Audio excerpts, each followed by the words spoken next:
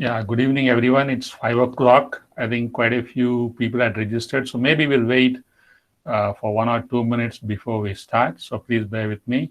And I think somebody messaged to make the screen full. I'll do it as soon as we kind of start. I'll put the PPT and then we will start. Let's wait. It's 17:00 in my clock, so we'll wait till 17:02 and then we will start. There is a request to the participants. We request that the participants please mute your audio and video. This is for better quality reception for you. And also, I request all the participants to pin the presenter screen onto your window. So, if you can pin the presenter screen onto your window, it makes it easier for you to see the screen in spite of if at all somebody else also presents the screen. So please mute your audio and video as well as pin the presenter screen onto your window. Thank you.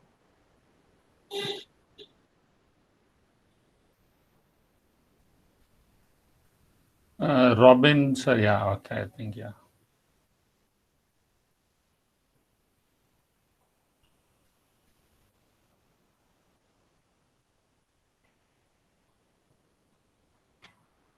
If anyone is not comfortable or do not know about how to pin it, please click on people. You will see the number of people who have joined in. Click on the presenter. You will get three options and there is a pin option. Just click on the pin. Thank you. Yeah. Okay, Godwin sir, it is 17:02, so I'll start. Maybe I think let people join as we. Yes, sir. Yeah, okay. So just to reconfirm, I assume I'm audible and visible. So I'm moving to my presentation. Just few kind of the entire session is through presentation. So in case you are not able to see the presentation, please, as Professor Godwin suggested, pin the presentation to your screen. And you should be able, otherwise, the content that I'm going to share may not really make sense because I might rush through the content, and if the PPT is not visible, you might not be able to kind of catch up in terms of what I'm trying to say. So I think now I assume the PPT is visible. So I'm not able to see the chat for the participants. Just so you're aware, I may not be able to see the chat. So maybe I request Godwin sir to track the chat, and if any questions or anything comes up or any issues with the presentation, maybe we'll take the Q&A in the end. But if anything comes up in the middle, please, maybe I request Godwin sir to kind of let me know. I'm going to now go to the PPT, therefore, which means I will not be able to see the chat window. So once again, good evening and welcome. Thank you for joining. I know it's really my delight and my pleasure to be doing this session. It's a second session in the series, what we call the happiness webinar series. In the first session, I talked, kind of briefed on a general idea of happiness. Now we are trying to get a little deeper into the topic. So there's going to be a series of webinars that we're going to do on this particular topic. And before I start the presentation, I should thank Christ University and especially the nodal office at Christ University Nodal Office for this fantastic opportunity for me to share, some of my thoughts, my ideas around this topic. And especially, I also need to thank Father Lijo, who's been a great support, and the person behind this, Professor Godwin. He's been the one who's kind of motivating us, helping us, contacting each one of you to be a part of the session. So thank you all for joining, and I especially wish to thank Professor Godwin for this initiative. And I'm so delighted because for me it's an opportunity to share some of my work that's been part of my PhD. So once again, thank you, and let me now start the presentation. Like I said, I'm looking at the PPT, so I have no visibility to how you're all appearing on the screen or the chat window. So if anything comes up, please be aware I'm blind to, I'm seeing my PPT and I'm assuming that you're watching me and you're listening to me. So anything comes up, I would require a shout out from one of you to kind of let me know that things are not going, the way you think it should be. That's one. The other also, please, I think there's not now, but towards the end, there is one Mentimeter, kind of a quiz, not exactly a quiz, but a response. So I will shift the window. So please, have your mobile phones or laptop and a window on menti.com open so that you can respond to the question or, survey poll that I'm going to throw up. So let's jump into the topic in terms of, the topic is should we stop seeking pleasure to gain happiness. As usual, I know I like to kind of start my presentation with a story. So I'm going to talk of a short story, and that's going to give a hint of what this presentation is all going to be. So the story is of course titled "Not Too Tight and Not Too Loose," and the story from Buddha's Gautam Buddha or Siddhartha's attempt to attain enlightenment. And the story goes like this: for 6 years, Siddhartha and his followers lived in silence and never left the forest. For drink, they had rain. I mean, they were really torturing themselves. For food, they had a grain of rice or broth of mud or the dropping of a passing bird. They were trying to master suffering by making the mind so strong that they could forget about the bodies. Then one day, Siddhartha was sitting meditating under a tree, and he heard an old musician passing on a passing board speaking to his pupil. If you tighten the string too much, it will snap. And if you leave it too slack, it won't play. And suddenly, that statement, Siddhartha realized that all these years he had been following the wrong path. I think most of you will get what I'm trying to say, and probably there's a theme of this. This is how the theme of this particular session is going to be. But I will come back to the story in the end. But there's a story thought I will start. And to cover, to look at what kind of topics we'll cover, I will talk about.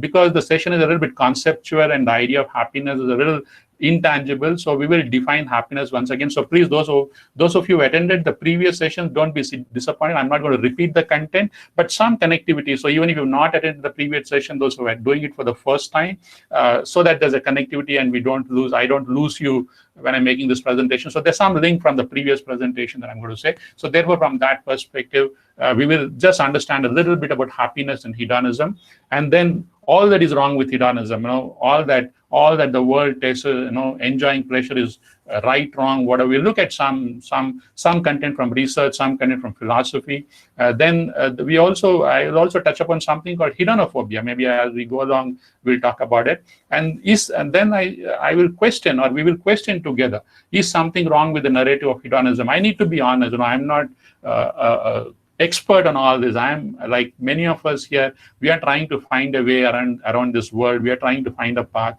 So somehow this idea of happiness, it kind of excites me. I'm passionate about it. My PhD has been around that area. So therefore, I always keep questioning: are we doing the right way? Therefore, I will question that, when we say hedonism, and which is what the world keeps telling us, enjoying pleasure is not so good all the time. Is something wrong with that narrative? We'll question that. And is there a counter narrative in philosophy, in research? Is there a counter narrative? Have their voices been silenced? Those voices, are there? Do any counter narrative exist? Have they been silenced, or they don't exist? So we look at that. And then, is it possible that hedonism actually can enhance happiness? All the time, we're being told that hedonism is not good. Is it possible that is there evidence? And then finally, how do the various pleasures impact the happiness? The pleasures of probably, I'm sure, we will think the moment we talk of pleasures, things like drinking, smoking, even physical intimacy, all those ideas come to our mind. How do they impact? So, and I will promise you, we are not going to talk of any generic content, and I'm not going to throw a lot of gyan, as I would put it, but much of it I will try and root it in research and evidence. So each slide, probably you will see some references I'm using. So it's a pure, I would try to make it, I have made my maximum, best attempt to make it as research-based and not a very generic discussion topic. It's not a discourse on happiness. It's really trying to understand from a scientific perspective what happiness is. So just to reconfirm, am I audible? Can somebody just, Godwin sir, audible, visible, just to... Yes, sir, you're audible. Yeah, okay, thank you. Thank you for that confirmation. So quickly, how happiness and eudaimonia, hedonism, what this is. So this is a link from the past presentation. Quickly, I've taken this definition of happiness. There are multiple definitions of happiness. There is no dearth of happiness. There are multiple people, and many people have defined what happiness is. But I have liked this particular author's definition, Sonia Lyubomirsky. She's a well-known author on the topic of happiness. I think she's currently with the California University, but she has done some very good work, and she's author of this book, very well-known book called The How of Happiness. And she defines happiness as the experience of joy, contentment, of positive well-being, combined with a sense that one's life is good, meaningful, and worthwhile.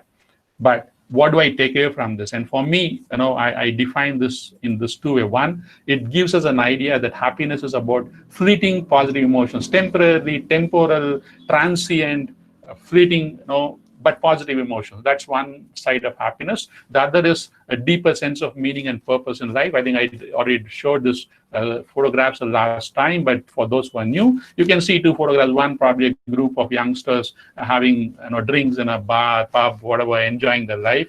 A very pleasurable, very sensual, very sense-related kind of happiness. And then there is at the second, the photograph of a youngster, probably teaching in a poor school, no infrastructure, maybe on a day-to-day basis, is frustrated because there is no infrastructure. Students are eager to learn, but they don't have the facilities. But still, in the long run, doing certain things that makes him happy. So these are the two meanings. One very fleeting, transient, temporal kind of emotion. The other is a more deeper sense of meaning.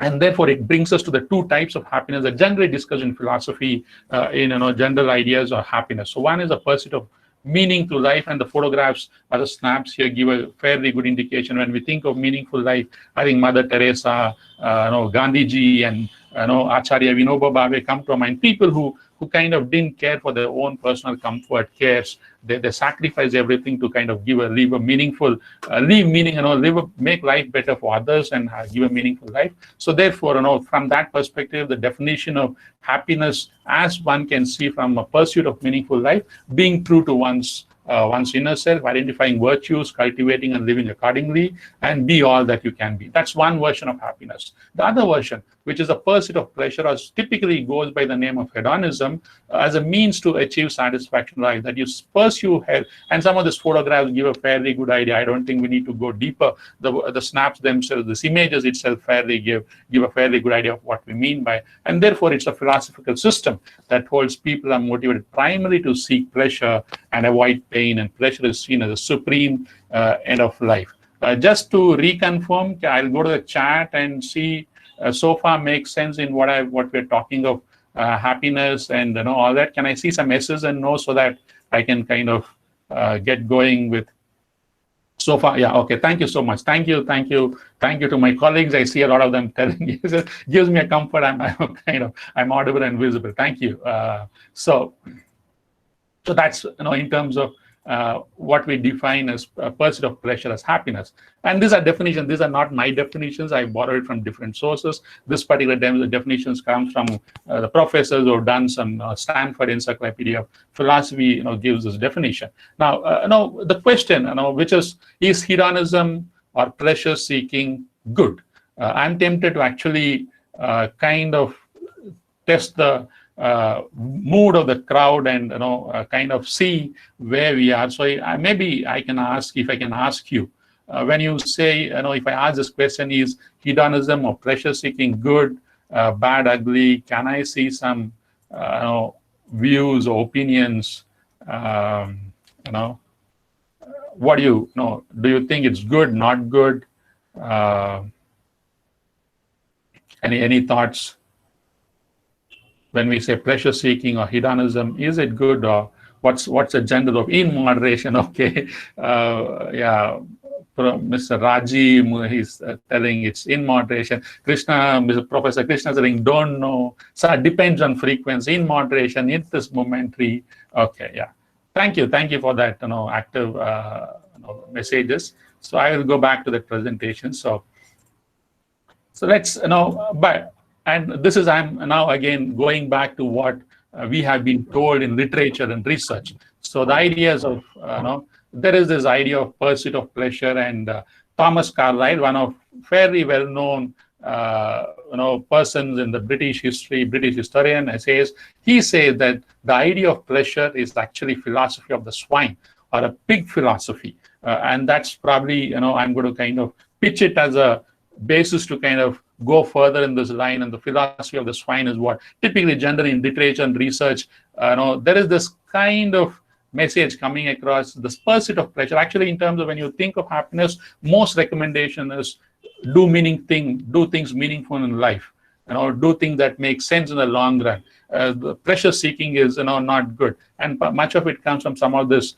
thoughts of the seeking pleasure, the philosophy of the swine, or a pig philosophy.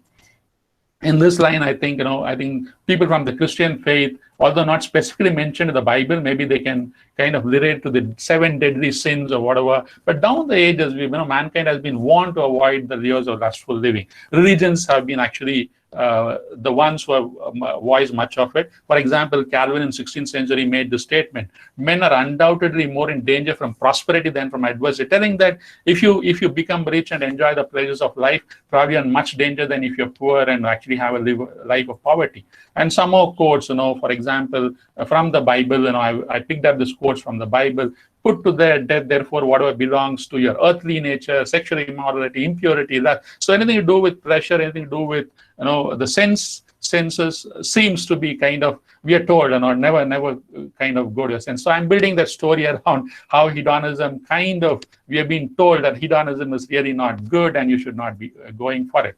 And our Upanishads are not far behind. I'm sure all of you know the story of Nachiketa and Yama. Nachiketa is that very, very intelligent and young bright boy who's a little unhappy with his father's sacrifices. So those who are not do not know the story, I'll briefly narrate it. So Nachiketa is a very intelligent young boy. His father is performing a sacrifice, and for some reason he angers his father, and his father curses him that you go to Lord Yama's abode. So suddenly, in his physical body, Nachiketa lands up at Yama's house, and Lord Yama is not there. He has to wait for 3 days and no water, nothing. He's standing there. A young Brahmin kid, a bright kid who's standing there, and Lord Yama returns after 3 days.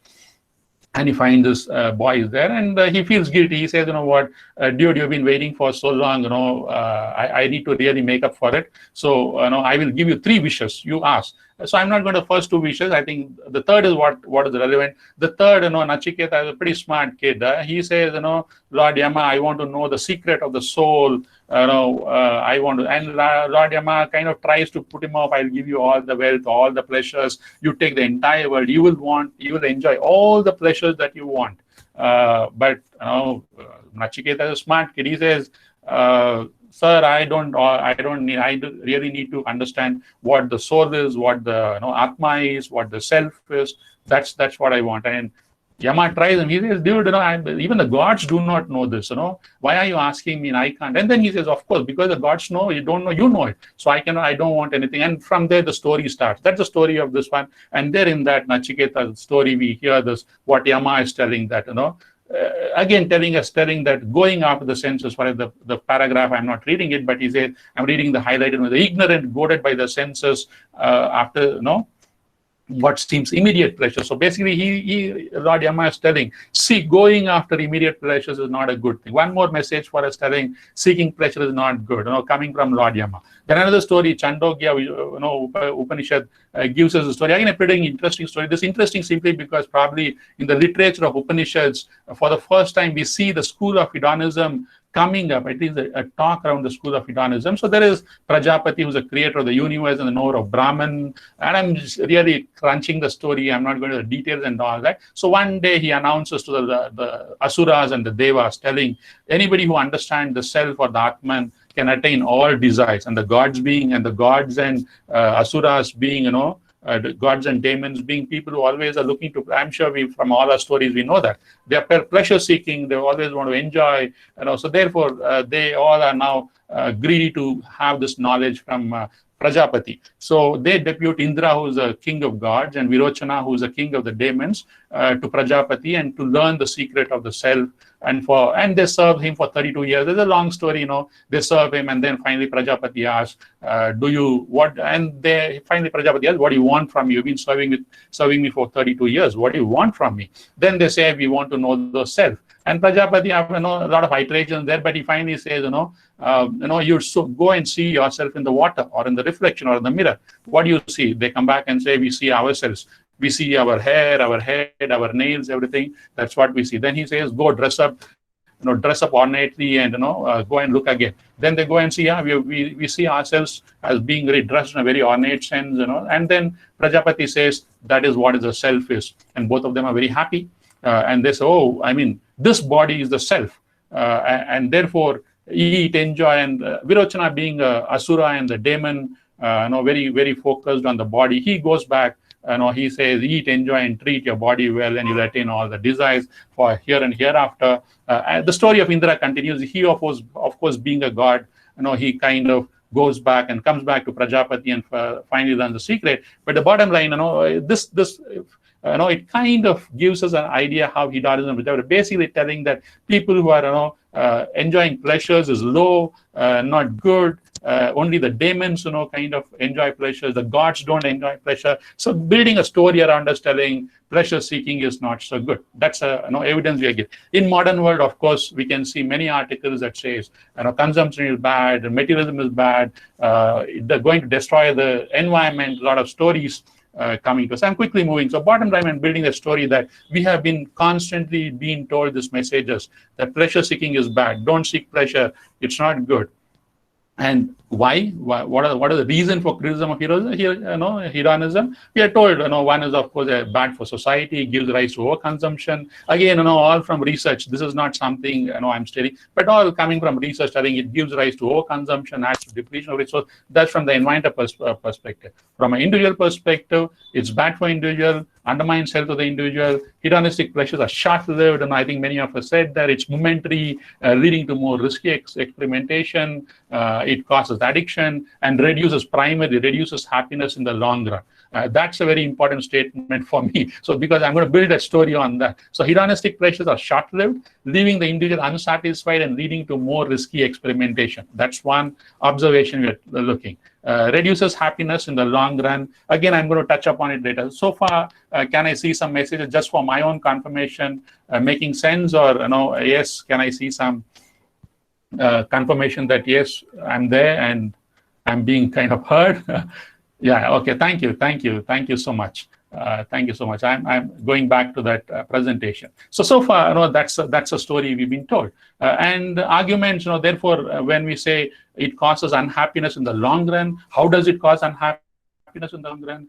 Pleasure, the reasons given are pleasure fades soon and gives rise to even stronger stimuli, can lead to experimentation, cause addiction. I think we're told you drink, you become addicted, you do something, you become addicted, you do this, you become addicted, could lead to idleness, experience of less pleasurable. So you enjoy only the sensual pleasures and not the higher pleasures. You can't experience deeper meaning in life. And then also another is that because experiencing happiness through pleasure, hedonists are bankrupt in terms of higher meaning. So they always focus on the lower senses and all that. And also because they always keep seeking pleasure, individual pleasure. Therefore, people become more isolated. They become more asocial, not antisocial, but asocial. That people who seek pleasures become asocial and they cannot be part of they cannot meaningfully engage with society. These are the stories that we've been told that hedonism causes that. And then, of course, taking this argument further, and when the pendulum swings, it doesn't swing and come to the middle. It actually goes to the other extreme. And therefore, in today's society, we also have this very common phenomenon called the hedonophobia. And there are a set of people, I don't know how many of them, I'm sure the counselors and the psychologists might understand this a little bit, but it's not so uncommon to see hedonophobia. And what is hedonophobia? A fear of feeling pleasure. Let's say, for example, I'm going on a tour or visit. Instead of feeling happy that I'm going on a visit, I start feeling the tension, the worry. Oh my God, is something going to go wrong? I feel guilty. I'm going on travel. Somebody else is not going. Something is going to happen. I think in the Indian context, we tell in Hindi, nazar lag jayega, something goes wrong. And instead of actually enjoying the whole experience, we start feeling a sense of distress, a sense of guilt, a sense of avoidance, and fear. And to be honest, I think it's not so uncommon. Although it's a phobia and listed among the very common phobias of people, it's quite prevalent. This one. That's one part. So it kind of made me think, and I kind of like to do this experiment with Google. So today afternoon at 3 o'clock, I put a search for Google, pleasure and happiness. So we're talking of pleasure and happiness. I put these two words, and imagine, despite all that society is telling us, don't experience pleasure, don't do this, don't do that. We have been told not to do. Despite that, look at the amount of pleasure, the difference, of course, Google is also pretty moody. It keeps changing the numbers all the time, maybe the way the servers work and all that. But today I got this result. Maybe somebody else puts it, maybe they'll get a different result. But broadly, I can see that at least, if not much more, at least the seeking of pleasure is no less than the seeking of happiness, which means in the population today, there are a lot more people posting about pleasure, as a means of happiness than actually seeking pure happiness. So despite all that goading from the society, don't do this, don't do that, pleasure still doesn't seem to go away. It seems to be a very, very kind of tenacious, kind of senses, this one. So therefore, despite all the goading, and that kind of makes me ask, if we have been told this is bad and not that, I'm starting to wonder, is there something wrong with the idea that we are being told? Is there something, something fundamentally wrong? Are we being told something that's not practical, possible? So that's kind of argument coming to that. We being told constantly, don't do seek unhappiness and all that. But despite that, we seem to be somehow not being able to avoid that. People go to Google and still search for pleasure, and the search or probably the content posted on pleasure is a lot more than the content posted on happiness. It really makes me wonder what's this one. And therefore, we look at some literature around. So I thought, maybe is there a counter argument? Is it possible that there are people who are writing in favor of what is it, and have the voices been suppressed? And therefore, I'm going to now talk in favor of hedonism, telling there's a lot of literature that says, maybe it's not so bad, but let me allow the words to speak for themselves. I don't need to be. But for example, Dan Wager's 2020, he puts an article that probably the idea of hedonism is really grossly understood. People kind of, the moment you say pleasure seeking or hedonism, people equate with greediness and uncontrolled enjoyment of primitive pleasures. So that's one idea that probably people have not understood hedonism in its right this one. Then we look at some counter arguments. For example, we've been told that if you're hedonistic, you may not be able to perform well. Your social, I think we also saw people telling your social relationship are not going to be good. So counter argument, coming from Chris Parr, who did research in 2006 on hedonism. He says most pleasures derive from a rich mix of moderate pleasures. I think Krishna sir there put it moderate pleasures. Many of you put it there, moderate pleasures. So kind of goes with that argument, telling it's moderate pleasures which appeals to both to the body and the mind. And pleasure seeking does not interfere with involvement in work and social obligations. Rather, it facilitates better performance. And I can identify, for example, I don't know, maybe all of you can kind of respond to that. I'm going back to the chat. But when I was reading this, I had this funny thought. When am I likely to say hello to my neighbor? When I get a salary increase or when I get a demotion?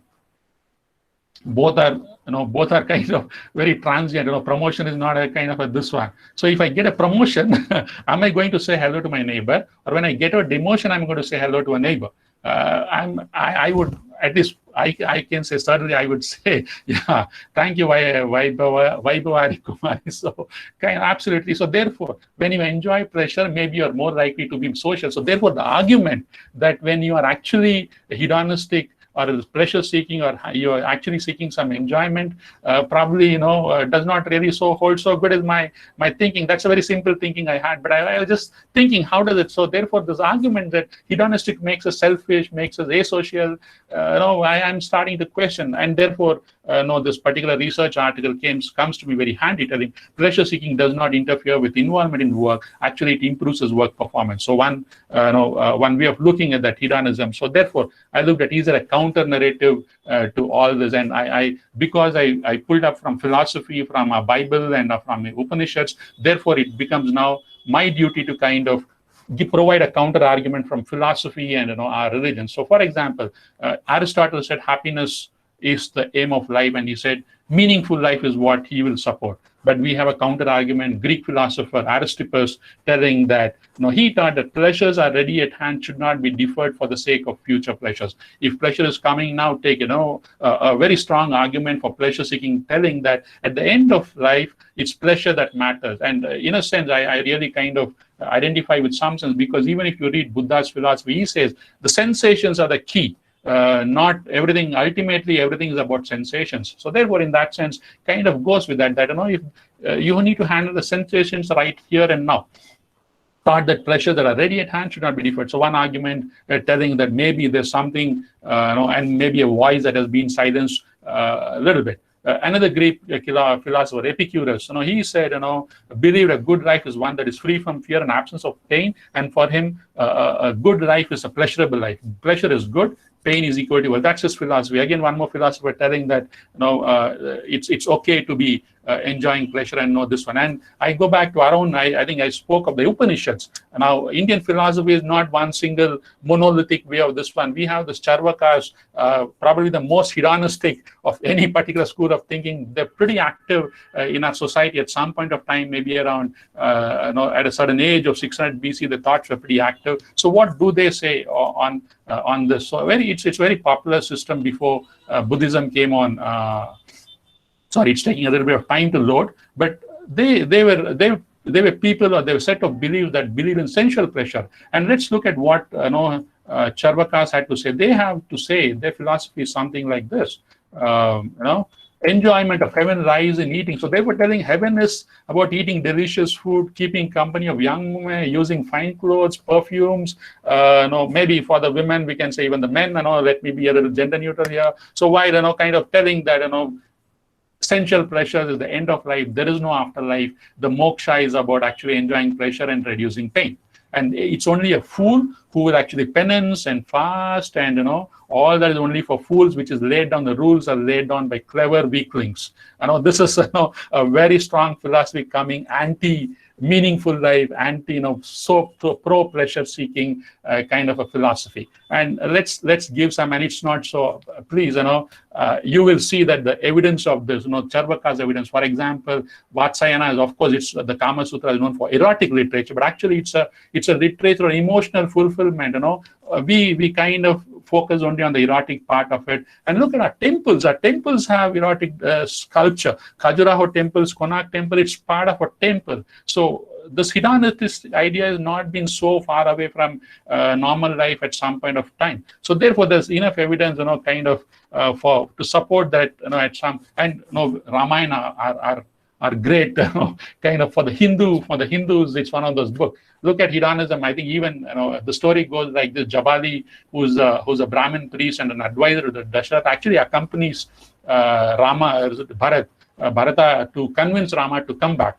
And Jabali uses hedonistic argument. Look at in those days, I'm talking in those days, imagine a Brahmin priest who is part of the king's advisory. He is using hedonistic arguments to say that he states that it's only a fool who will give up material pleasures, which is artha, for the sake of dharma. So actually, dharma is nonsense, enjoy material pleasures, enjoy economic pleasures. That is what. And for the life of that time, somebody who's so anti meaning life, dharma and all that, he shows disbelief in the concept of life. He criticizes the Shraddha ceremony, and he tells that to Rama, where people offer food, he calls it a wastage of food and says that if food eaten by one person can be passed on to another person, then probably travelers should never eat, because if the relatives eat at home, they could be so happy. So that's kind of argument. So with me so far, just want to see a confirmation of the chat. Can I see some yeses, and just to kind of for me to know? Okay. Thank you. Yeah, thank you. I see that. Yeah. So that's coming from the philosophical this one. Then in the modern era, philosophy. In the modern era, of course, we have this great philosopher called Jeremy Bentham and John Stuart Mill, who say that yes, their ultimate argument is happiness is ultimate good, and it is through pleasure and absence of pain that way in happiness. Again, going back to the senses, not talking of any deep meaning in life, but talking of the sensual, kind of this of pleasures. Therefore, there are these philosophical thoughts. Now, what is the research evidence? Let's get down to some studies around because we have told this idea that hedonism or pleasure seeking reduces happiness in the long run. It makes you an addict. It may, so many arguments coming into, in favor of, meaning seeking and against hedonism. So let's see some evidence. So some research paper, coming from this one, that there is a study by Weenhoven in 2003. He has studied and researched and says, actually, hedonism creates a positive balance of enjoyable experience over unpleasant ones. It increases capacity to cope with problems in life and stress. I can quite identify it. I'm sure many of you will identify that when we are happy, in a state of happiness, we are better able to cope with our stresses. Enjoyable experience makes people more sociable and strengthens social bonds, has positive effects on physical health. So they have quite strong arguments in favor of pleasure-seeking behavior. Then the question of whether hedonism reduces happiness, because we are told that if you're hedonistic, in the long run, you're going to be unhappy and all that. So let's look at some evidence. Ford studied the relation between hedonism and happiness. He actually asked students to write a set of essays, and one of the essays was on philosophy of life. And he found that happy people always put or mostly had hedonic themes in their essays, basically telling they enjoyed life, they enjoyed the pleasures of life, and therefore that made them happy. So the conclusion from this particular research or paper I'm carrying away, that happy people are either more open to pleasure seeking, or either pleasure seeking makes people happy. Whichever way it is, I think it works fine.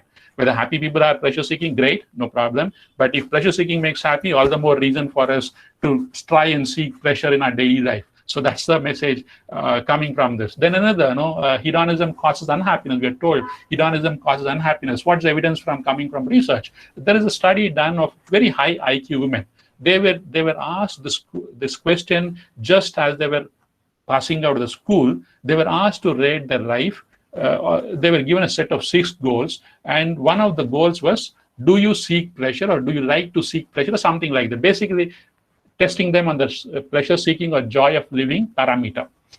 At the age of 60, they were asked that, how highly they rated their happiness, and the message was very clear that even if people are pleasure-seeking, in the long run, it doesn't actually make them unhappy. So again, all the story about telling pleasure-seeking makes us unhappy in the long run seems to kind of vanish. The evidence, at least from research, says that pleasure-seeking does not seem to reduce our happiness in the long run.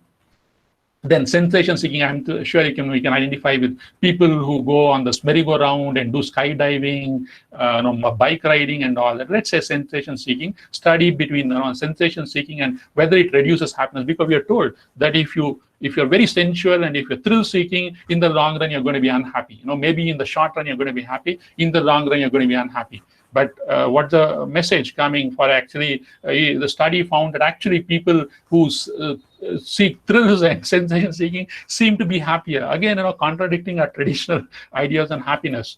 Pleasure and guilt, again, one more study was done of 8 Western nations. There was study, very constant study that goes on even today. I'm going to share some data. So they were asked, the respondents were asked about 13 mundane pleasures: drinking, smoking, shopping, watching TV and all that. And they were asked whether they feel guilty around this. And the measures, throw one, the highest scores are in the country that are happiest, which means where countries allow this drinking, smoking, shopping, watching TV, there is no guilt associated with doing those things. The countries are happy. The individuals are happy, especially when there is no guilt. But the moment you put a guilt on it, then the happiness level goes down. So, one more message telling that mundane pleasures actually kind of, give us all those daily mundane pleasures which we are told avoid it, and all that gives us happiness as long as it's not accompanied by guilt. So that's one. Then fun seeking, again, fun seeking and life satisfaction, not just happiness but life satisfaction. Very strong evidence that people who are fun seeking or seek enjoyment in life are happier, and this is across populations. We are looking at people who are libertines. I don't know if I'm seeing the mouse here. If you can see the mouse moving, or libertines, nuns who were a little bit fun seeking or enjoy kind of look for daily enjoyment, small enjoyment, they seem to be happy. Happy-go-lucky people, low-spirited high school peoples across population, seeking fun seems to actually satisfy in life. There is no proof telling that fun seeking is going to reduce our happiness in the long run. Okay, so improve satisfaction. So far, to sum up, in terms of telling, happy people are more open to pleasure seeking. It increases happiness. Hedonistic inclinations do not seem to be, does not make us unhappy in the long run. Sensation seeking increases happiness. Actually, it does not reduce happiness, it increases happiness. Mundane pleasures give us happiness, and fun or enjoyment seeking improves it. So there's a lot of argument to kind of say, that what we have been generally told, time to kind of question that. Then we also look at, okay, pleasures and enjoyment. What kind of pleasures? What makes us happy? What makes us unhappy? Let's get down to some a little bit more detail. What kind of pleasure makes us happy and what decreases happiness? There is this very fantastic database of world database of happiness, and there's a whole lot of data, 18,000 studies, so many of samples and all that from different countries. Pretty fantastic stuff to kind of go and put our fingers into and get some insight. What do those studies say? So they looked at this, I think people who consume alcohol a little bit oriented towards that may find it very happy to listen to this. There are studies that compared happiness levels of people who abstain from alcohol, moderate alcohol, and heavy drinkers, and they found a reverse U pattern, telling that the moderate drinkers are okay. I mean, let's say they are the standard happiness.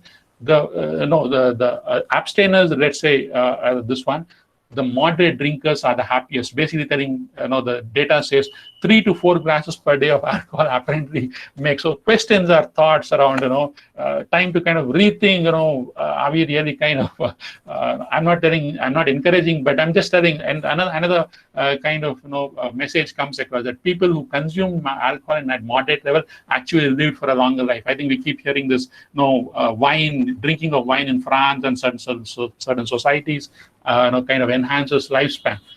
Looks kind of consistent with that kind of this one. Again, data coming from studies show that people who have moderate level of alcohol seem to be happy.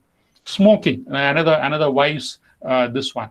Here, the data kind of, non-smokers are as happy as moderate smokers. So basically telling smoking does not in any way add to happiness. But heavy smokers are less happy. Basically telling people who smoke heavily are unhappy, but non-smokers and moderate smokers are this one. There's also some evidence telling that people who are unhappy may take up smoking later in life. There's some evidence coming, but overall the message is smoking is really not kind of good to kind of, it does not increase your happiness levels. Let's look at drugs, another big psychotropic drugs. Again, psychotropic drugs seem to be negatively related to happiness. The people who have never tried drugs are happier. People who use drugs, use of drugs doesn't mean that people using drugs are happy. That's the last statement. That people who use drugs don't seem to be happy, but later unhappiness predicts usage of drugs. So if unhappy people are more likely to use drugs, but use of drugs does not seem to give any sense of happiness. So therefore, smoking, no. Drugs doesn't seem to kind of support happiness. Attitude towards leisure, our favorite, traveling, looking forward to traveling somewhere and all that. Attitude towards leisure seems to, that people, this is attitude. Whether you want to travel, whether you want to kind of enjoy life a little bit, take it a little bit relaxing, seems to have a lot of influence on happiness. So your attitude of how you see leisure, because for example, in a society, some of our societies, we think, of course, we are told work is worship. There is this Protestant work ethic that you need to keep working hard. We need to keep working hard. We are told work hard and you'll be happy. We tell our children study for 8 hours a day. You will probably get into a IIT and then you'll be happy. Doesn't seem to end for the kids, of course, but bottom line, relaxation and a sense of leisure probably increases happiness a lot more. So interesting to note that there is no relationship between leisure and meaning of life. So kind of that leisure and there's not no clear linkage, but certainly having some fun, having leisure doesn't seem to anyway going for some tours doesn't seem to anyway reduce the happiness. Actually, it contributes. Then one is the other was leisure attitude, the leisure behavior. That people who do outdoor activities, sports activities, maybe you belong to a bike riding club, maybe you go for parties. Something generally we tend to kind of look down upon. Probably kind of say there's evidence to say that many of the social activities, traveling, spending time with friends, kind of increases the happiness. So any sense of fun, kind of seems. Then a little bit, kind of from Indian, but maybe attitude towards sex and happiness. Societies that seem to be a little bit permissive or relaxed. Towards sex, there at both at the societal level and the national level, there seems to be people seem to be more happy. That's one. Two, people with a steady partner are more likely to be more happy, which means frequent change of partners may not be a right way to attain happiness, but there is no relationship between happiness and complete societies that kind of allow, or groups that allow complete sexual freedom. There's no link between happiness and that. So there's some evidence to say physical intimacy with a steady partner and a little bit of permissive attitudes does not really kind of impact. So some study coming from this particular research. So summary of evidence again, alcohol seems to, moderate level of alcohol seems to increase happiness. Leisure behavior, again increase happiness. Societies that are open-minded seem to be a little bit happy. Though on the negative side, drugs don't add happiness, smoking doesn't add happiness, and complete sexual freedom does not contribute to happiness. So basically, I kind of want to, through this evidence, come up to say that, maybe we should be a little bit easy on ourselves around this pleasure seeking. And I think many of you said right at the beginning, and we gave the hint with Buddha's story, that rather sufficient evidence points out to evidence that there is, there's a reason for us to be hedonistic at a moderate level, responsible consumption. Some more insights. I think this goes back to my previous presentation. I think I shared this test in the previous presentation about money and happiness linkage. So we all seek money and we all earn money, and there is some evidence to say that our happiness peaks at around, if you, depending on which study you believe, there's one study that $75,000 makes us happy. Beyond that, it doesn't make us happy. $125,000 make Purdue, a study by Purdue University says to $125,000 makes us happy. Beyond that, it doesn't make us happy. Anything less makes us unhappy. So there is a, but bottom line, I think if you read this, there is some evidence to say that money makes us happy. And if I try to translate it, I think I explained it in the last session, the previous session, but for those who are the first time here, broadly, if you convert into Indian money, and I am taking the purchase power parity index, I'm not going to into the economics of it, but there's a reason why I use a purchase power parity index and all that. It translates to 14 lakhs or 23 lakhs money. That therefore, which means if we earn anywhere between 14 to 23 lakhs, we should be fairly happy people. But the question comes, where do I use this money? Where do I use this money? So I'm going to ask you this question. Stop here. Please take a look at this. Please put your answer on the chat. Let's say you have a limited amount of money, and you have a choice of either buying a TV or you have a choice of buying a vacation. I'm asking this question. You have certain set of money, and that money you can use to buy only one thing, either a vacation, that you go on a vacation, or you want to buy a TV. Can I see some chat, what comes up there, and kind of buying a TV, okay? Manjari, AS Manjari is telling buying a TV. People are telling vacation, okay? Vacation, TV. Yeah, so I think it depends on our specific context why we may want it. But let me get back. To the story of why I asked this question in the first place. So buying a TV, so therefore, researchers has classified this as one. When you have money, how do you spend your money? You can either buy a material or you buy an experience. These are the two possible ways. For example, you might buy a TV not because you want the TV, but because your neighbor has a TV. Or you buy a car not because you want a car, but your neighbor has a car, so you need to kind of this one. So those are material kind of purchases where probably the experience of owning a TV or experience of owning a car is really not adding value, but probably you own it simply because somebody else owns it.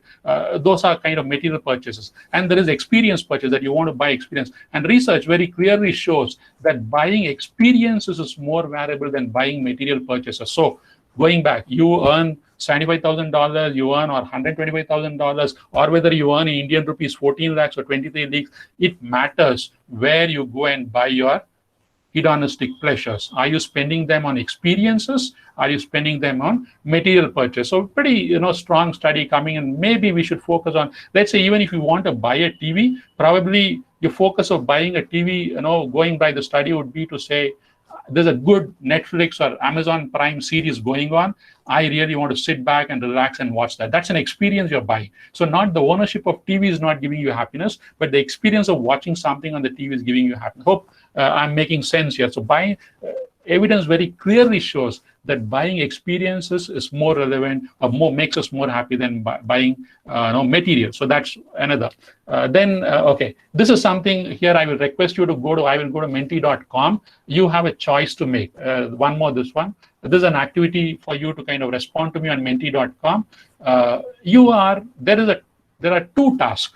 Okay, there's a short task which takes 6 minutes. There is a long task which takes 7 minutes. If you do the short task, you get 60 points, and with that point, you can redeem an ice cream of a certain make. You do task of 7 long task, which is 7 minutes. You earn 100 points, and you earn again an ice cream of certain make. But there are choices. I will go to menti.com. I'll move off the screen from here. I will go to menti.com and activate that. Please tell me, on menti.com. Let me, sorry, just one sec. Please forgive all the names and all that.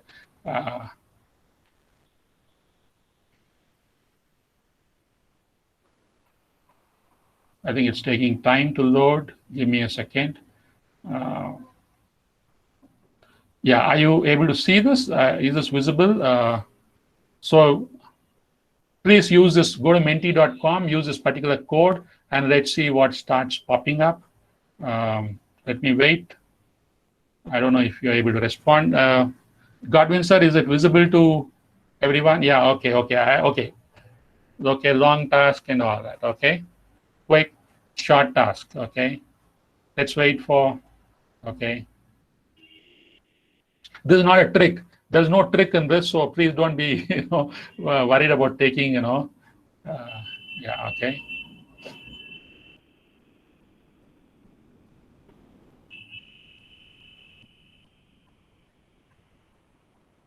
I'll wait for another 30 seconds. I think we have time. Yeah, we still have 10 minutes to go, and yeah.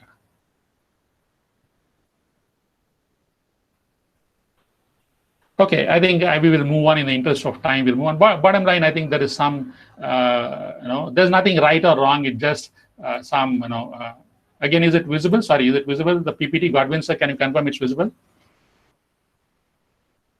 Yes, sir. Yeah, okay. So I'm back on the PPT. So this is, I saw the majority, maybe even though it's not a very, statistically valid sample, but we saw generally that people have chosen 100 points and all that, and some were pretty kind of this one to say they'll still go for the 60 points. Now let me ask you this, okay, this question. Now you make your choice. Again, I'm going to activate that particular window. I will go and sorry, this is going to take time. Or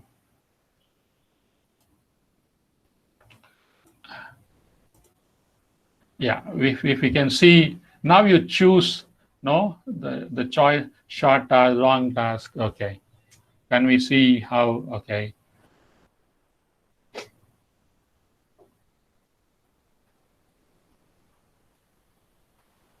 Okay. Yeah, let's see, 6, 8. Okay, the difference is, yeah, okay, it's shooting up. Okay. Yeah, maybe you're not the right sample, or you kind of, but okay. I replicated this experiment because maybe it's a controlled experiment, but bottom line, probably the results is not exactly aligned with what this was Chicago Booth School did this particular controlled study. So they gave this just to explain behind this activity we did. Short task 6 minutes, long task 7 minutes. Most people chose 100 points. The rewards, I'm sure you can see. The second case, they did the same experiment. Of course, the control group here, it was not the same group. We had a control group. The study in that particular group had a control group and a study group and all that. But they gave this one, and they figured out that actually most of them chose the short task. So that's this one. The reason they try to wonder why, and then they came up with this idea that humans have a tendency to maximize the medium. In this case, let's say, for example, the case of money. Money is a medium. So medium is something that's, it has no intrinsic, money, for instance, has no intrinsic value. It has only value because we are able to buy something with it. Let's say, for example, I had this one experience, a 100-rupee note, which I thought pretty fancy when I traveled overseas one of those time in the airport. There are in German, in Frankfurt airport, sometimes there are these kids who actually trying to threaten and take money from you. So I very happily rent out this Indian 100 rupees note, and they saw this, what is this junk, and threw in the dustbin, kind of this one. So basically, so money there's no intrinsic value to money. 100 rupees note may make sense in our country. You go to US, it doesn't make sense. So there's no intrinsic this one, but we somehow seem to kind of maximize the median. For example, in the case of when we added those points, those 100 points and 60 points became more valuable than the act of seeking happiness through eating the ice cream. That's what, this one there, that humans somehow have a tendency to maximize a medium telling. For example, many times we run after money because money is more concrete and visible. Rather, probably the suggestion is that we probably need to seek happiness through experience. Going back again, where do we spend the money? We need to seek hedonistic pleasure, certainly, yes, but where do we kind of spend it? Probably in seeking, experiences rather than kind of, So that's really the message I wanted to kind of summarize with. So some, again, to just summarize the discussion so far, what we've done is we've looked at the definition of happiness, hedonism. We looked at, society keeps telling us that hedonism is not so good, and we need to seek meaning in life. As the swing of the pendulum towards hedonophobia, set of people are there. The common phobia telling that seeking pleasure is actually bad, and therefore they're stressed about it.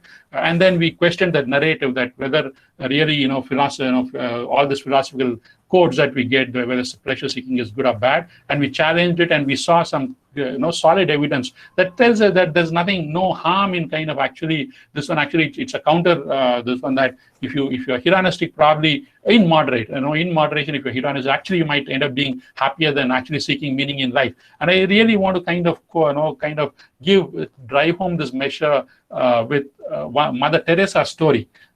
I'm sure all of us will agree that Mother Teresa probably did the most meaningful work one could think of. She dedicated her life. She did everything that anybody could possibly do in kind of bringing up the poor, giving them a livelihood, whatever this one. But if you read what her own thoughts, it's quite visible that she was unhappy deep inside of the person. I think there was a statement, I'm not very sure if that's a statement, but I recall somewhere reading, she quotes, "Has God deserted me as a person?" So therefore, I'm bringing to the kind of story that just meaning seeking, which we are told all the time, avoid pleasures, may not be, probably we are kind of. So that brings me to, again, I'm going back to the very same sources that tell us seek meaning. In the Bhagavad Gita, chapter 6:17, there is a wonderful, quote that says, "Yukta hara viharasya, yukta cheshtasya karmasu, yukta swapnava bodhasya, yogo bhavati dukkha." Basically, it tells be moderate in food, diversion, moderate in sleep, waking. Basically, telling enjoy, do everything in moderation. That's it. So I'll wind up with the same story that I started. So Buddha, after learning that guitar string story, he within very, very short, I think it took Buddha 8 years to become enlightened, become a Buddha, from Siddhartha to become a Buddha. 6 years he spent in the forest torturing himself. And it took the rest 2 years. But the moment he realized it's like a guitar, his body is like a guitar string, it just took him a matter of months and probably a couple of years to kind of find realization. So from there he comes back. There is this monk under Gautam Buddha who's who's also a musician, but is very inspired by meditation and all that. So he becomes a monk. He now meditates and he does walking meditation, which Buddha did in plenty, walking meditation. And at the end he finds that all he got is bloody feet, with blood on this one. So Buddha hears this and he kind of called Sona to him and said, "Sona, were you not skillful at playing the lute when you were playing?" "Yes, I was," replied Sona. So to which, what do you think, Sona? Was it difficult to play in tune when the lute was overstrung? So Sona says, "No, indeed not. The strings could snap if it was too tight, and so I could not play." "So what if the strings were very slack?" Then he says, "I could not play again because no tune would come out because it's so slack." But when they were neither tightened or too slack, but keyed to the middle, then they could play harmoniously, right? Sona says, "Yes." Then Sona, take heed that when the effort is too strenuous, it leads to mental and physical strain. And when it's too slack, to laziness and dullness. Basically, again, from a monk, this is to an advice to a monk. I'm sure as lay people, we can take a lot more heart from this and be a little bit more liberal in enjoying our pleasures, our daily coffee, probably our tourism, maybe enjoy a little bit, but in moderation. So to sum up, to present my argument in this particular line, should we stop seeking pleasure to gain happiness? My answer and my argument has been ample evidence that a moderate level of hedonism raises happiness. So with that, I end. I'm not sure. Okay, I ended right at 17:59. So it's been wonderful, but let's see if there are any questions or anybody we can have a discussion. So I don't claim to know everything, but I know what I've read. So then maybe we can have a little bit of this, I request all the participants to ask questions. You could either ask the questions in the chat box, or you could unmute yourself and ask questions. Please be free to ask your questions.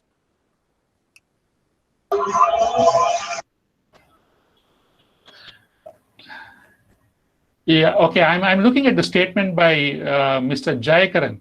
Considering we are evolved beings, pursuit of pleasure should not only be pursued but to be indulgent. The only catch is the pursuit of pleasure shouldn't be centered on someone else's pain. Absolutely, I think if you go to research, probably the term that is associated with that is called normative hedonism. A normative hedonism is where you don't just seek your own pleasure, but you also take into account what you call utilitarian hedonism, that you look at the maximum utility, but it has its own problems, even when you're focused on someone else's this one. But broadly, yeah, from a societal perspective, a normative hedonism which takes into account pressures of or happiness of others also equally important. Thank you for that comment. But yeah. Series, yeah, prosperity of economy depends on, absolutely, prosperity of economy depends on. So therefore, I think I go back to that Gupta age, where at the time when probably, this works on this Kama Sutra and all were written, those were probably sometimes in history it's shown as a golden age when probably material prosperity as well as spiritual property prosperity was at its peak. So maybe it's true, kind of. But yeah, I kind of agree that yes, let's not be too tough on ourselves, kind of a situation. Yeah. Lata ma'am is telling, can we then say pleasure is short term and happiness is long term? I wouldn't put that. I think our short term pleasures also contribute to happiness. Yeah, like we said, it's a moderation, Lata ma'am. Combining the meaning part of life. I told the story of Mother Teresa. Mother Teresa sought probably meaning in her life all the time, but we know from her writings, her desperate this one, that she as a person inside probably didn't feel as happy as we would like. I mean, we certainly would have loved her to be happy, but at least from her writing, it's so clear that she was not a very happy deep inside. But although to the world she appeared cheerful all the time, doing pretty meaningful work, which probably we can never kind of even if we want to at this stage, unlikely we'll ever reach the level of that level of meaning addition. So therefore, that need to also spend time for ourselves probably. Okay, Pinu ma'am is asking, children are most happiest or are some grandparents? So does age play a role? Yeah, I mean, honestly, is there evidence from the research? I have not really come across such an evidence. Any response would be only my personal. This one seeks, it appears that as long as we are not, see, the idea of guilt is a very adult emotion. The idea of guilt is very adult emotion, and therefore, likely that adults, because of the sense of guilt, may be less happier than children. So, can there be a possibility that children are more happier, more because of that? The societal pressures or imposing guilt may be a lot less on them than on us. So certainly, yes, I agree with that, that probably children are, but is there research evidence? Honestly, I have not seen too much of it. Can hedonism be judged? Aisha is asking, can hedonism be judged? Everything is at a sense of judgment. For example, I don't know how I would respond to this particular question. It's a subjective. When I say I'm using your word judge, Aishwarya, I'm using a word judge from a perception, subjective perception kind of this one. There's one simple experiment, a thought experiment that is usually done to check, how hedonistic, not exactly hedon, but whether you prefer. Let's say we have a human lifespan that goes up to 80 years, and in that span, we will kind of go through all the ups and downs of a human that goes through. Or you have a choice of being an oyster. You will enjoy pleasure as an oyster enjoys. Kind of which life would you choose? And the experiment says that irrespective of any gender, any age, any this one, people have chosen to be a human despite all the ups and downs. So a simple, pleasurable life people, kind of. So therefore, in that sense, people want to perceive a sense of probably excitement. They're willing to take the up with the down and all that. So can hedonism be judged? Yeah, it's at some level, it's a fairly subjective. All the idea of happiness, the idea of hedonism is all fairly subjective. For example, somebody may like to have 4 glasses of alcohol every day. To me, I'm happy with a cup of coffee. Although I presented the evidence, for a long time at least, I have not, ever kind of gone that path. So therefore, yeah, it's 18464. So I don't know if we can. Maybe we'll take one last question. Julie Ruth, if happiness and pleasure are linked to each other, certainly, I think it's very evident that pleasure leads to happiness. Your momentary pleasures do add up. Moment to moment, you enjoy pleasure. Certainly, that seems to add up. That's what the evidence says. That people who are thrill-seeking, people who kind of probably have some amount of alcohol, people who have a study partner, pleasure seems to be adding to happiness. So there is no doubt about it. That's what, at least from my research and my kind of study, I have come across. So I think with that, I will kind of close this session. Thank you so much. You've been a wonderful audience. Thank you so much. Yeah. So we can take one or two more questions. Okay. We could take the last question, sir. Okay. Zhuangzi, a Chinese philosopher, says happiness is the absence of striving for happiness. Yeah.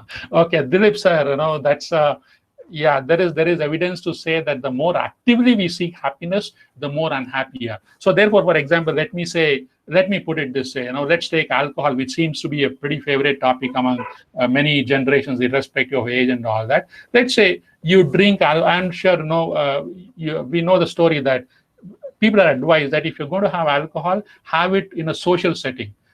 Lonely drinkers are more likely to become addicts because it appears that lonely drinkers seek happiness through alcohol.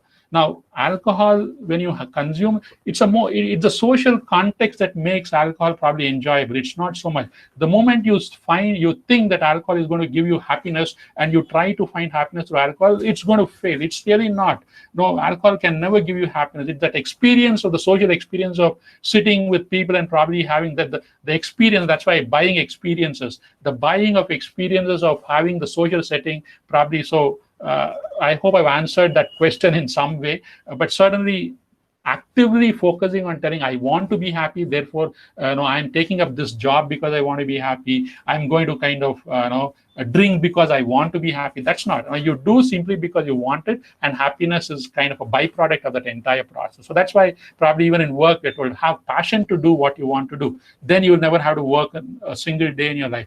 That passion, therefore you do what you do because you like it, not because you're looking for happiness. So that's my humble submission, Dilip, for your question. So there is another question. It asks, what should we seek ultimately, whether it is happiness or pleasure? Okay, I think if you ask me, ultimately pleasure leads to happiness. Pleasure on its own has very little meaning if you don't, because at the end of the day, like Aristotle says, and even the so-called hedonists, or not so-called, actually hedonists, Aristippus, Epicurus, they all hold that the ultimate aim of human life is happiness. And you find the same answer when you go to one of the Upanishads, Brihadaranyaka Upanishad. There is this wonderful conversation that sage Yajnavalkya is having with his consort Maitreyi. He makes it so clear that the ultimate end of life, this one is that we are all trying to seek happiness through ourselves. So whether you believe the Greek philosophers, whether you believe our Upanishads, whether you look at our religious, this one, ultimately it's happiness. Pleasure, we are endowed with this senses. Unfortunately, we are not in control of it all the time. Many times we feel we want to control it. If they are not under control, the moment we try to control, the more they resist us. So therefore, seeking pleasure, let's not, because even in the Bhagavad Gita says at some point of time, Krishna says to Arjuna that the more you think of pleasures and the more you try to control yourself, you're going to lose yourself. The wise man is somebody who's able to go along with it, enjoy the pleasures of life. That's why I quoted that Bhagavad Gita. Neither too much of this one. Be moderate in everything. That's really my submission. So ultimate answer, should we seek happiness or pleasure? The goal should be happiness, but never seek happiness as in seeking pleasure. Do things that as a byproduct gives you happy. That's my submission, Wilson sir. And so So, that being so, said, yeah, so, yeah. yes, sir, we'll wind the session down. Okay. Before winding down, I would ask or request all the participants to do fill the feedback forms. It helps us improve, and also we would like to announce to participants that in the feedback form, we have asked a small question whether all the participants want to be a part of a professional learning community. We are trying to make a professional learning community out of these. Series of happiness and also on mindfulness, and the ultimate aim is knowledge sharing for all the willing individuals who want to be a part of it, and also looking at the possibilities of research collaborations. So during the knowledge sharing, some things can come up which leads to research, so that is also the aim of the institution. So now coming to the last part, I would like to thank all the participants who have given their time and joining the session. I would like to thank Satishilan sir for taking his time and giving such wonderful presentations. And as a note for further webinar, the series would continue every Friday of the month, the first Friday of the month at the same time. So please do use your same joining link, and you can directly join in the next month. So I thank you all once again. Please do join for the next webinar. Sir, if you have any last words, we'll wind out. No, I really would like to thank all the people who participated. Questions have been wonderful. It makes me think for the next session, what more can I add? But thank you so much. I'm so grateful to all of you for listening to me and giving such wonderful comments and wonderful feedback. Thank you so much. And on the last note, I would like to wind down the session by saying this is a knowledge sharing session, and this is in no way a certification course or a certification session. I would like to repeat, this is not a certification session, but rather it is a knowledge sharing session. Sorry, my tongue is tying up. Sorry for that. Uh, and also, I would like to thank Father Lijo, Christ University, for giving us the opportunity to host and take this program forward. Thank you all. Thank you. Thank you. Thank you.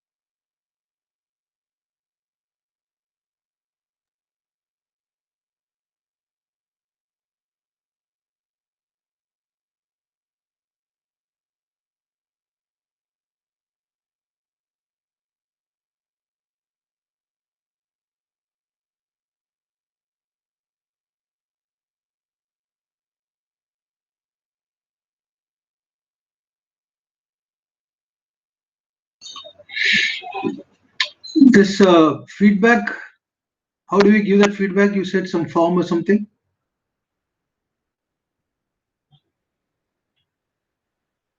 Sir, I have shared it in the chat box. If you can look at the chat window, you'd be able to get it. Okay, you've just given it, is it? Okay. Yeah, it was given. Just scroll down the chat window. Yeah. Thank you, sir. Is there any number? I'll share it once more, sir. Because number is not there. What number for what, sir? For we have to give it in menti.com, no? No. No, It no, is no. This is a feedback form, sir. This we collect through Google Forms, so you can fill it in. okay. So there is we have this form is no longer accepting responses and has Which been one, set sir? to automatically close by Srinivasan.n. No, no. I've shared it now, sir. You can the feedback form link. Okay. Right.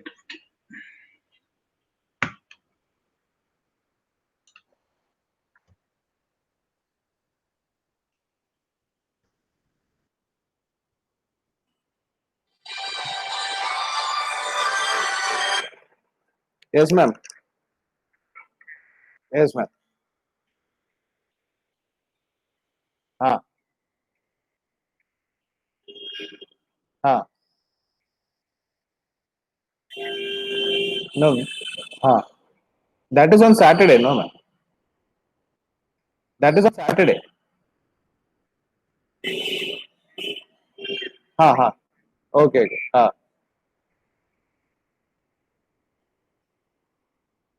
हाँ Christ. Yeah, yeah, yeah. Hmm.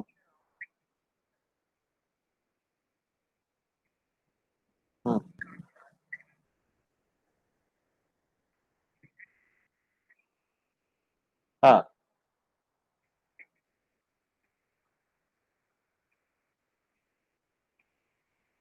हाँ that will clarify with Lijo father. That is not a problem. No, ma'am. Whatever nodal office is doing, we are doing it. Yeah, it is independent, so you need not worry about that. You need if the department is probably offering, probably they can go for that. But as far as